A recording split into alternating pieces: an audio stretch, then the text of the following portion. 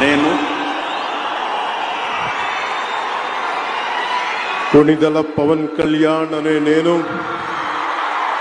శాసనం ద్వారా నిర్మితమైన భారత రాజ్యాంగం పట్ల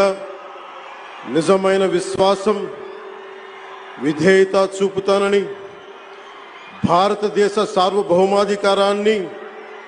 సమగ్రతని కాపాడుతానని ఆంధ్రప్రదేశ్ రాష్ట్ర మంత్రిగా నా కర్తవ్యాలను శ్రద్ధతో అంతఃకరణ శుద్ధితో నిర్వహిస్తానని భయం గాని పక్షపాతం గాని రాగద్వేషాలు గాని లేకుండా రాజ్యాంగ